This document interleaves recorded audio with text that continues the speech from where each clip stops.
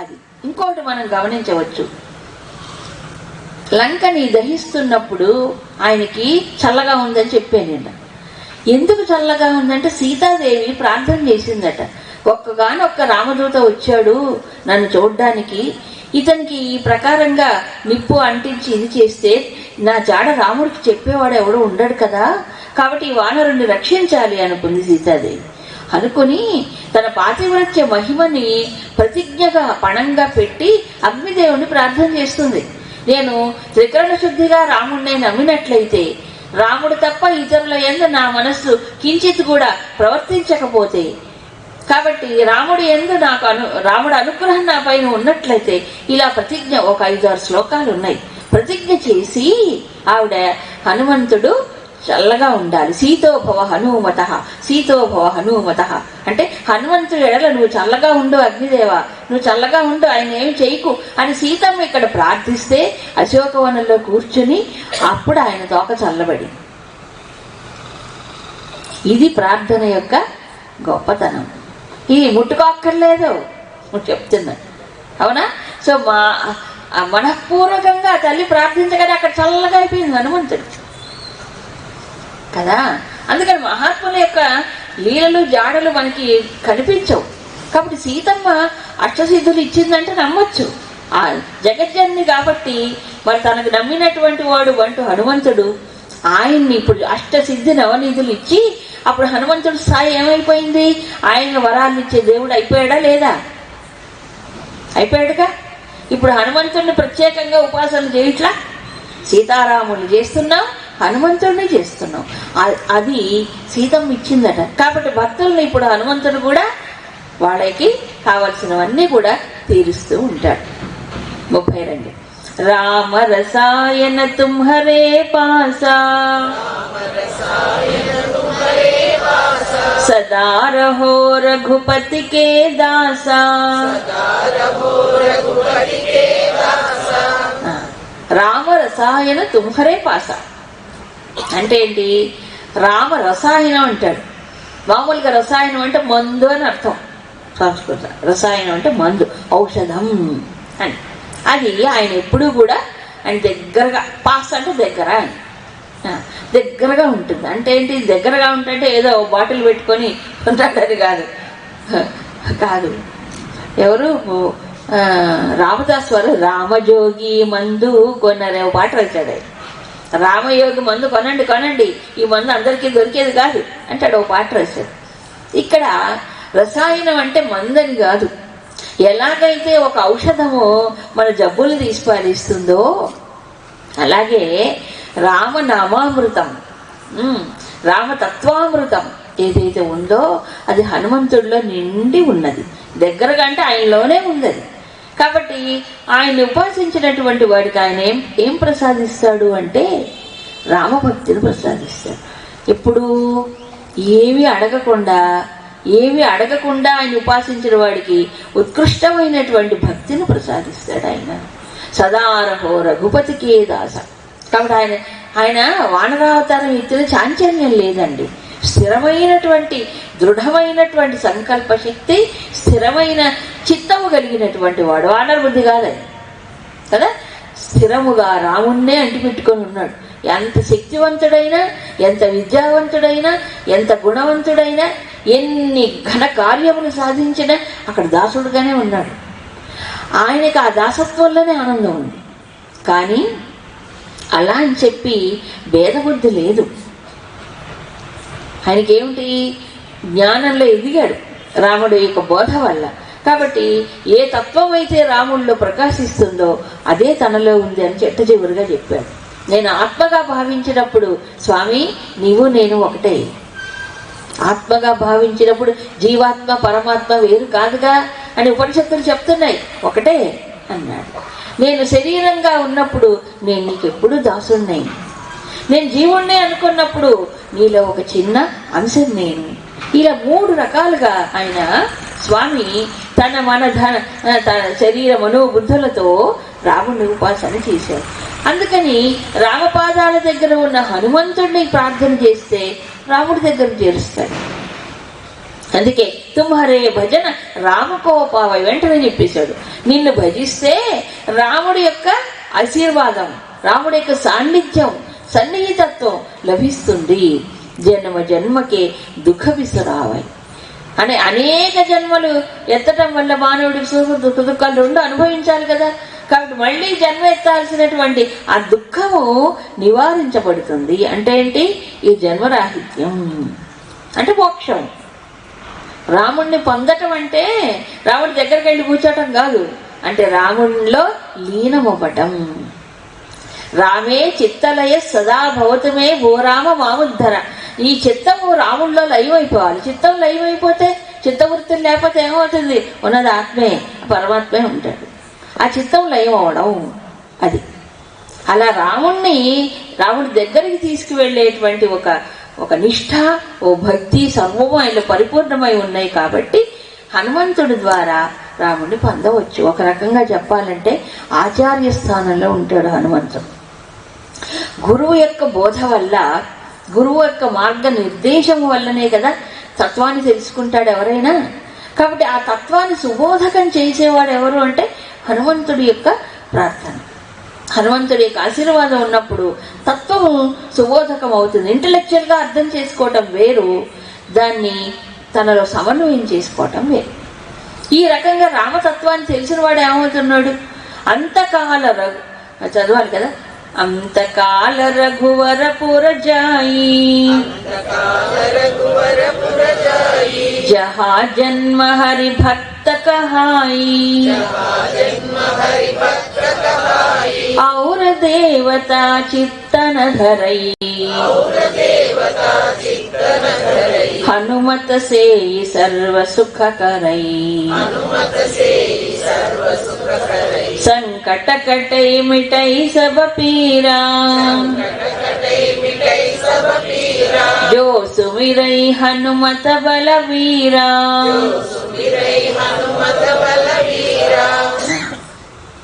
అంతకాల రఘుపతి పురజాయి. ఇక్కడ తులసీదాసి భక్తిలో ఒక స్థాయి సంబంధించినటువంటి విశేషాన్ని చెప్పారు. అంతకాలం అంటే ఈ శరీరం అంతమైనప్పుడు, జీవితం పూర్తయి మళ్ళీ మరణిస్తారు కదా, అప్పుడు రఘువర పురజాయి అంటే శ్రీరామచంద్రుడి యొక్క నివాస స్థానం ఎక్కడ ఉంటుందో అక్కడ అతను ఉంటాడు, చేరుకోగలుగుతారు. ఆ ధామం అంటే సాకేత ధామం అని ఒకటి చెప్తారు పురాణాల్లో. అంతేకాదు జహాజన్మ హరిభక్త కహాయి. సపోజ్ కైవల్య మోక్షం రాదనుకోండి, మోక్షం రాకపోయినా ఒకే జన్మలో వాళ్ళు మళ్ళీ తిరిగి ఎక్కడ జన్మించినా పూర్వజన్మ సంస్కారం సాధన ఉంటుంది కదా, ఆ సంస్కార బలము చేత మళ్ళీ వాళ్ళు రామభక్తులు హరిభక్తులుగానే పుడతారు. అంటే దీన్ని బట్టి ఏమిటి? మన వెంట వచ్చేది మనం చేసిన సాధన,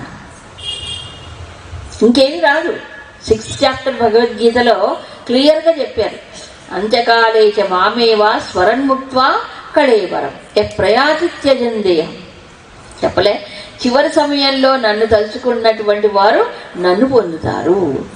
మరి భగవంతుడిలో లీనం కాని వాళ్ళు ఏం చేస్తారు? ఈ సంస్కారం చేసిన సాధన పటిమ ఉంటుంది కదా, పారాయణమో పూజో జపమో అధ్యయనం ఏమో ఉంటుంది కదా, ఈ సంస్కారం లోపల ఏర్పడి శరీరం వదిలిన తరువాత ఈ సంస్కారములే మళ్ళీ అతనికి కొత్త జన్మనిస్తాయి. చివరి దాకా కంటిన్యూ చేయాలి. ఇది సాధన. అప్పుడు మళ్ళీ ఆ సాధన కూడా కంటిన్యూ అవుతుంది. ఇప్పుడు మీకు అకౌంట్స్లో బ్రాట్ ఓవర్ అకౌంట్ అని ఉంటుంది కదా, ఉంటుందా లేదా? ముందు కూడిన తర్వాత నెక్స్ట్ పేజీలో దీన్ని పైన వేసి మళ్ళీ కూడుతుంటారు. అలాగే ఈ జన్మలో ఎంతవరకు వస్తామో సాధనలో, ఆ సాధన ఫలితం ఆ పుణ్యం సంస్కార రూపంలో ఉండి జీవుడిలో తర్వాత జన్మలో అది కంటిన్యూ అవుతుంది అన్నమాట కదా. కాబట్టి ఎక్కడ పుట్టినా అలాంటి వాడు హరిభక్తుడుగా మళ్ళీ ఆ సంస్కారమును తగిన వాతావరణంలో పుడితే మళ్ళీ దాన్ని ముందుకు వెళ్ళొచ్చు. అది గొప్పతనం. మన వెంట వచ్చేది అదొక్కటే అండి. కానీ వెంట రానివే మనం పట్టుకుంటాము, వెంట వచ్చేది పట్టుకోం. దాని మీద శ్రద్ధ లేదు. అది గుర్తుపెట్టుకోవాలి. మానవ జన్మ వచ్చింది దేనికి అంటే దీనికి. ఈ జన్మలు ఎన్ని జన్మలు ఎత్తుతాం? ఎప్పుడో ఒకప్పుడు దీనికి ఫుల్ స్టాప్ పెట్టాలి కదా. కాబట్టి మనం వెంట వచ్చేదాన్ని బట్టి మనం దాని మీద కాన్సన్ట్రేట్ చేయాలి. ఇప్పుడు బాధ్యతలు కర్తవ్యాలు నెరవేర్చుకోవాలి, వద్దంటలేదు. కానీ దీనికి కొంత సమయాన్ని కొంత శక్తిని కేటాయించుకోవాలి. ఎందుకంటే మనకు అదే ధనం, మనం సంపాదించుకుని మనం వెంట వచ్చే ధనం ఇది. అందుకు మోక్షం వచ్చేదాకా మళ్ళీ మళ్ళీ జన్మలున్న హరిభక్తుడుగా పుడతాడు, రామభక్తుడుగా పుడతాడు. కాబట్టి అలాంటి వాడికి జన్మలకి పురోభివృద్ధి ఉంటుంది, చివరికి కైవల్య ముక్తిని పొందుతాడు. అందుకని తుమ్హరే భజన రామకోపావై జన్మ జన్మ దుఃఖ విసురావై. కైవల్యం మోక్షం పొందితే ఇక జన్మ అంటూ లేదు, ఇక దుఃఖమే లేదు. పోనీలే మోక్షం పొందకపోయినా కనీసం హరిభక్తుడుగా పుడితే చాలు, రామభక్తుడిగా పుడితే చాలు, మళ్ళీ జన్మలో అనేదైనా కోరుకోవాలి. ఔర దేవత చిత్తన ధరయి హనుమత సేయి సర్వసుఖకరై. ఇక్కడ ఉపాసనలో ఒక దృఢత్వం, ఒక నిశ్చలత ఉండడానికి మహాత్ములు చెప్తారు. ఔర దేవత చిత్తన ధరయి అంటే ఏంటి? ఇంకొకళ్ళని మనసులో తలుచుకోక్కర్లేదు. హనుమంతుడు ఎందుకు భక్తి కలిగితే ఇహపరములన్నీ ఆయన చూసుకుంటాడు అనే హామీ ఇస్తున్నాడు తులసీదాస్. మీరు ఏ స్తోత్రం అన్నా చదవండి, ఏదైనా చదవండి, అన్నిట్లో కూడా ఈ విషయం ప్రస్తావన చేస్తారు. అంటే సాధారణంగా చిత్తానికి ఓ చాంచల్యం ఉంటుందండి. ఆ దృఢత్వం రావడానికి చాలా ప్రయత్నం చెయ్యాలి. ఏమిటా చాంచల్యం? ఈ దేవుడు గొప్ప, ఆ దేవుడు గొప్ప. మనకి బోల్డ్ మంది దేవతలు ఉన్నారు, అన్నీ పెట్టుకుంటాం. కాబట్టి ఈ దేవుడా ఆ దేవుడా, ఈ దేవుని తలుచుకుంటే ఏమొస్తుంది, ఆ దేవుని గురిస్తే ఏమొస్తుంది, ఈ ఉపాసనతో ఏమొస్తుంది. కాబట్టి ఈ గురువు దగ్గర ఇవన్నీ మనసు మాటికి పరివర్తన చెందుతూ ఉంటుంది. కాసేపు ఇది కాసేపు అది అటు ఇటు ఊగుతూ ఉంటుంది కదా. మరి ఈ ఏకాంత భక్తి రావడం అంటే మనస్సు అన్యథా చంచలత్వం పొందకుండా ఉండాలి అంటే ఒకే దాన్ని పట్టుకోవాలి, ఆలంబన ఒకటే ఉండాలి. ఒకవేళ ఇంకో దాన్ని చూసినా పట్టుకున్నా ఇదే అక్కడ స్మరణ చెయ్యాలట. ఉదాహరణకు చెప్తా. తులసీదాస్కి బృందావనం వెళ్ళారు ఒకసారి. ఆయన రామభక్తుడు కదా, బృందావనం వెళ్ళారు. బృందావనంలో ఎవరుంటారు? కృష్ణుడు ఉంటాడు. బాకీ బిహారీలాలని అక్కడ మంచి పెద్ద టెంపుల్. ఆ కృష్ణుడు దర్శనాని కోసం వెళ్ళాడు. వెళ్ళిన తర్వాత ఆయన రాముడు అంటే అమితమైన ప్రీతి. అందుకని ఇదిగో నాకు నువ్వు రాముడుగా కనిపించాలని అడిగాట. ఆయనకు అదే ఇష్టం, కనిపించమని. కానీ వెంటనే ఆయనకి రామరూపం అక్కడ సాక్షాత్కరించింది. అది అంటే ఆ దృష్టి ఒక దానిపైన నిలిచినప్పుడు ఏమవుతుందంటే మనస్సుకి ఒక ఏకాగ్రత వస్తుంది. కాబట్టి అది కావాలి మనిషికి. మాటికి ఏమవుతుందంటే అది కోరికలు ఉన్నవాడికి అది జరగదు. ఎందుకంటే ఈ దేవుడు పట్టుకుంటే ఇది సిద్ధిస్తుంది, ఆ దేవుడిని చేస్తే అది వస్తుంది. ఈ కోరికలతో సతమతమయ్యేవాడికి ఇది రాదు. కష్టాలు వచ్చినప్పుడు, ఈ కష్టం వచ్చినప్పుడు ఆ దేవుడు మన వాళ్ళు చెప్తారుగా మంత్రాలు తంత్రాలు యంత్రాలు. ఓ ఇప్పుడైతే బిజినెస్ అయిపోయింది, పెద్ద బిజినెస్. అవునా కదా? ఈ బిజినెస్ లో పడిపోతారు పాపం భక్తులు కూడా, దాన్ని కొట్టుకుపోతున్నారు. బిజినెస్ కాదండి భక్తి. ఈ దేవుడికి జీవుడికి ఉండే గొప్ప పవిత్రమైన సంబంధం. దాంతో బిజినెస్ చేస్తే అట్లాగూ దేవుడికి నాకు మధ్యలో ఎవరండి అడ్డము, ఎవరు కాదన్నారు? మధ్యలో ఇంకోటి అవసరమా? చెప్పండి, అవసరం లేదు. మనస్ఫూర్తిగా కోరుకోవాలి. కాబట్టి ఈ దేవుడిని నమ్ముకుంటే నాకు కష్టాలు పోతాయో లేదో అని కాదు. అన్ని సంకట కటైమిటై జపవీర జోసిమిరవు హనుమత బలవీర. కాబట్టి ఆయనకు సుఖాలు ఇవ్వటం, కష్టాలు తీర్చటం, ఈ రెండూ కూడా హనుమంతుడు చేయగలడు. సర్వసమర్థుడు కదా. ఇప్పుడు సీతాదేవికి, లక్ష్మణ స్వామికి, భరతుడికి కూడా పోగొట్టాడే. మనం అంతటి వాళ్ళం. మనకి రామాయణంలో నిదర్శనాలు ఉన్నాయి కదా. కాబట్టి సంకట సమయంలో వచ్చి ఆదుకుంటాడు. అందుకే సంకటమోచన దేవుడు అంటారు ఆయన. సంకటం అన్నీ కూడా తొలగిపోతాయి. ఇక్కడ సంకటములు అంటే కష్టాలు. ఎప్పుడు? హనుమంతుణ్ణి స్మరించినప్పుడు. స్మరణ. ఈ స్మరణ మరి ఎంతసేపు చేయాలి, ఎప్పుడు చేయాలి అనేది ఒక డౌట్. ఎందుకంటే మంత్రం చేయాలంటే మనకి మనసు నిలవదు కదా. అందుకని ఏం చేస్తాడు, కాసేపు పట్టుకొని చేశాలబ్బా ఇన్ని మాలలు చేశాను, తర్వాత ఇన్ని పారాయణాలు చేసాం అని లెక్క పెట్టుకుంటూ ఉంటాం మనం. లెక్కే వద్దండి, అసలు లెక్కతో పని లేదు. నిజానికి కావాల్సింది ఏమిటంటే జపత నిరంతర హనుమత వీర. అంటే ఏంటి? హనుమంతుణ్ణి జపించడం ఎప్పుడు జపించాలి అంటే ఎప్పుడూ జపించాలి, ఆటంకము లేకుండా, నిరాటంకముగా. నిరంతర అంటే ఏంటి? అంతరాయము లేకుండా ఎప్పుడూను అనేది ఐడియల్ పెట్టుకోవాలి. అంటే ఏ పని చేస్తున్నా మనకి వ్యవహారం చేసేటప్పుడు చేయనియండి, మా మనసు వ్యవహారం చేయాలిగా, చేయనియండి. కానీ ఆగిపోగానే మళ్ళీ వెంటనే స్మరణ రావాలి, ఆటోమేటిక్గా వచ్చేయాలి. అంతదాకా చేస్తూనే ఉండాలి. మనం నన్ను అడిగితే ఎప్పటిదాకా అంటే ఈ ప్రపంచ విషయాలు విస్మరణ వచ్చేదాకా చెయ్యాలి. విస్మరణ వచ్చేదాకా అంటే ఇప్పుడు ఏమవుతుందంటే మనిషికి ఇవి బాగా గుర్తుంటాయి ప్రపంచ విషయాలు, ఈ స్మరణ గుర్తుండదు. ఇది రివర్స్లో పోవాలి, ఇది రివర్స్లో రావాలి. అంటే ఏంటి?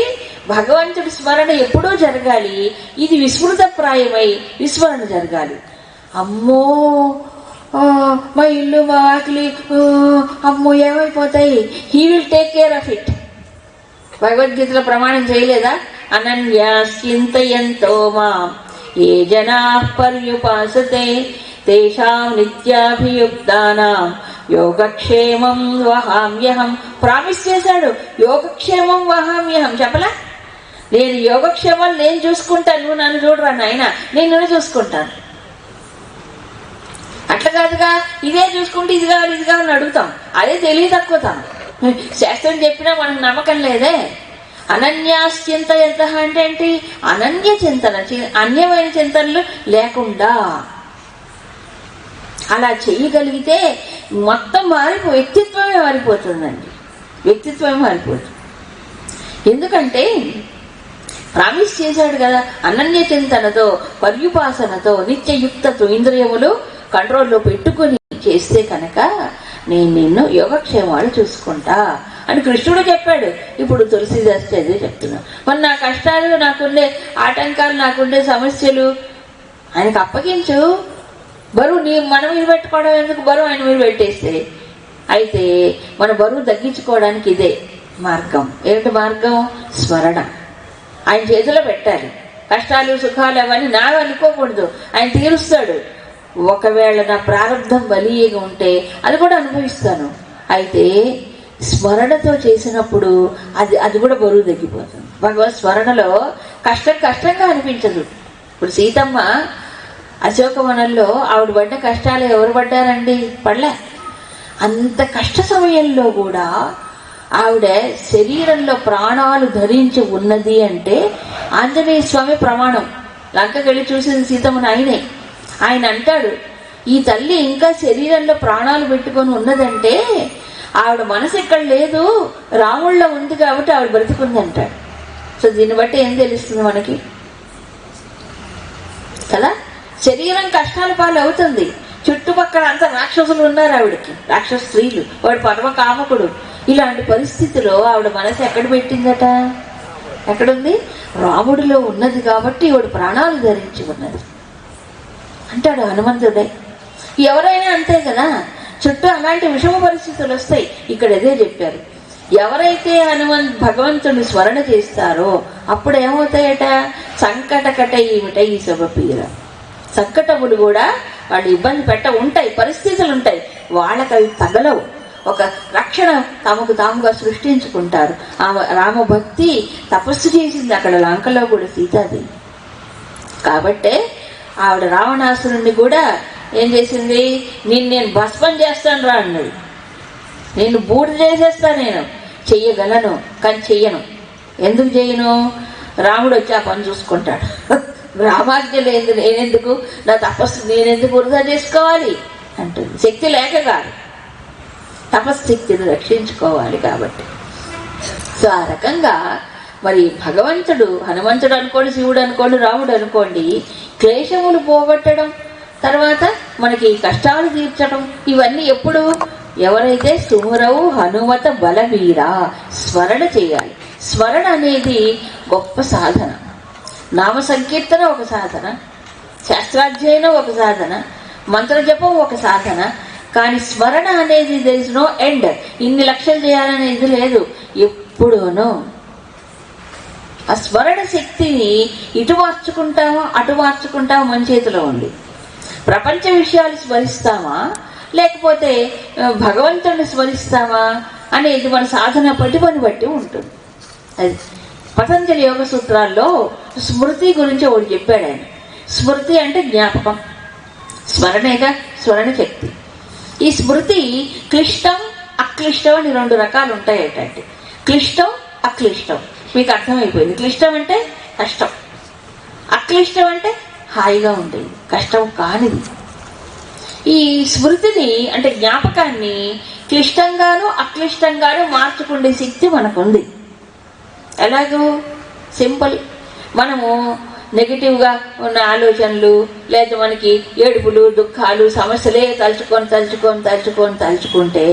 అవే పెరిగిపోతాయి. అవి పక్కకు నెట్టేసి బలవంతంగా మనం భగవంతుడినే స్మరించుకున్నాం అనుకోండి, అప్పుడు ఏమవుతుంది? అక్లిష్టం అయిపోతుంది. మన చేతిలోనే ఉంది. ఈ మనసు మంది కాదండి. మనసు మందేనా? బుద్ధి మందేనా? ఈ బుద్ధి యొక్క వివేక దృష్టితో ఈ మనసును ఏం చేయాలి? క్లిష్ట వృత్తుల్ని అక్లిష్టముగా మార్చుకోవాలి. మన మనసు మనే పాడు చేసుకోవాలి, పాడు చేసుకుంటాం. అసంయతాత్మనో మనః అంటే సంయమనం లేనివాడు మనసు శత్రువు అట. సంయమనం కలిగినటువంటి వాడు మనస్సుని అధీనంలో పెట్టుకునేటువంటి వాడు అప్పుడు మనస్సు మిత్రుడు అవుతుంది. ఇప్పుడు ఎవరెవరికి మిత్రుడు శత్రువు? కంట్రోల్ లేకపోతే అది శత్రువు, కంట్రోల్ అయితే అదే మిత్రుడు. ఎలా కంట్రోల్ చేసుకోవాలి? స్మరణ ద్వారా. నో అదర్ వే, ఇంకో మార్గం లేదు. ఎందుకంటే భగవత్ స్మరణల వల్లే మనకి శక్తి వస్తుంది, ముక్తి కూడా వస్తుంది ఫైనల్గా. తర్వాత ఈ ప్రపంచ విషయాలకు విస్మృతి కలుగుతుంది. కలగాలి. ఎంతకాలం బురదలో కొట్టుకుంటాం? ఆ కలగాలంటే ఇది పెంచుకోవాలి. జో సువిరై హనుమత బలవి. అందుకే బలవంతుడిని తలుచుకోవాలి, బలహీనుడిని తలుచుకోవద్దు. అంతకంటే బలవంతుడు ఎవరున్నారు చెప్పండి? అవునా? సర్వశక్తివంతుడు భగవంతుడి కంటే ఇంకెవరున్నారు చెప్పి. జై జై జై హనుమాన గోసాయి, కృపా కరో గురుదేవ కి నాయి, जो सत बार पाठ कर कोई, छोट ही बंदी महासुख होई, जो यह पढ़े हनुमान चालीसा, होय सिद्धि साखी गौरीशा, तुलसीदास सदा हरि चेरा,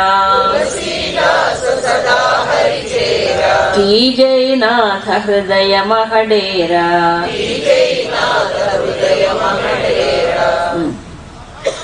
జై జై జై హనుమాన గోసాయి. ప్రారంభంలో తులసీదాస్కి జయ హనుమాన జ్ఞానగుణసార జయ కపీస 2 సార్లు జై జై చెప్పారు.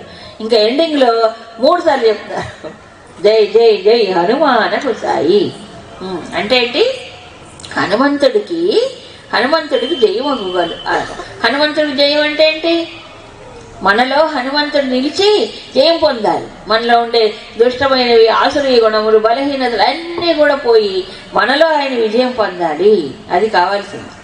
తర్వాత గురుదేవ కృపాకరహు గురుదేవు. ఇప్పుడు చూడండి ఫైనల్ గా చెప్పారు.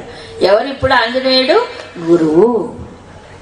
సో రాముణ్ణి దర్శింపజేసి రాముణ్ణి లభించేటట్లుగా చేసేటువంటి గురువు హనుమంతుడు.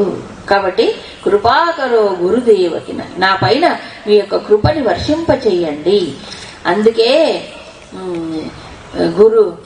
గురువు యొక్క ఇది లేకుండా ఏమంటాడు? గురుతెట్లు కలుగురా, గురు బోధ లేక గురుతెట్లు కలుగురా, విశ్వదా తాళపు చెవి లేక తలుపెట్టు నూడురా, విశ్వనాభిరామ వినరవేమ అంటాడు. అంటే గురు మార్గము నిర్దేశము లేకుండా, గురి అనేది లేకుండా తత్వం అనేటువంటిది అర్థం కాదు. అందుకని హనుమంతుడిని ఇక్కడ ఆచార్య స్థాయిలో మనకి మార్గనిర్దేశం చేసేటువంటి ఇదిగా చూపిస్తున్నాడు ఆయన. ఇక చివరికి చెప్తున్నారు ఏమిటి? హనుమాన్ చాలీసా అని ఎవరైతే శతవారం, ఇక్కడ ప్రమాణంగా అనిపించింది. శతవారం అంటే 100 సార్లు చక్కగా పాఠకర్ అంటే పఠనం అని ఒక అర్థం. కానీ ఇది మంత్రంతో సమానం అని చెప్పారు కదా. కాబట్టి దీన్ని జపం ఎలాగైతే ఏకాగ్ర చిత్తముతో చేస్తాడో ఏకాగ్ర బుద్ధితో మంత్ర జపంలాగా పఠనం చేయాలి. అలా చేసినప్పుడు ఏమవుతుంది? చూటకి బంది మహాసుఖ హోయి. అలాంటి వాడికి గొప్ప సుఖం అంటే బంధనములు కూడా పోతాయి అంటాడు. ఏ బంధాలు? సంసార బంధాలు పోతాయి. పోయి అనంతమైన సుఖం, మోక్ష సుఖాన్ని పొందుతాడు. ఎప్పుడు? హనుమాన్ చాలీసాని 100 సార్లు పఠిస్తే. ఈ 100 సార్లు పఠించిన వాళ్ళు ఎంతమంది ఉన్నారు? లేరా? 100 సార్లు పఠించిన వాళ్ళు ఉన్నారు. లేరా? ఓ ఉన్నారు. అలాంటి కార్యక్రమాలు 100 రోజులు చేసిన వాళ్ళు కూడా ఉన్నారు. అయితే ఇందాక చెప్పినట్టుగా మన క్రమవచన చోర అంటే ఇది ఏకాంతములో స్వామికి తనకి మధ్యలో ఉండేటువంటి ఒక ప్రేమని ఆస్వాదిస్తూ చేయాల్సిన సాధన. పూర్వం అలాగే చేసుకుండేవాళ్ళు. తులసీదాస్ ఏం చేశారు? బహిర్గతంగా చేయలేదు కదా, ఆయన హాయిగా లోపలే చేసుకున్నారు.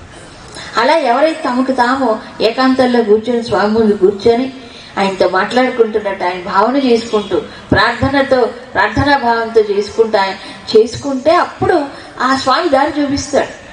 ఇది అంటే అందరికి చూపించేటువంటి సాధన కాదు, అందరికీ గొప్పగా ప్రకటించే సాధన కూడా కాదు. అంటే కలిలో ఏమైపోయిందంటే కలియుగంలో చాలా మార్పులు వచ్చాయి.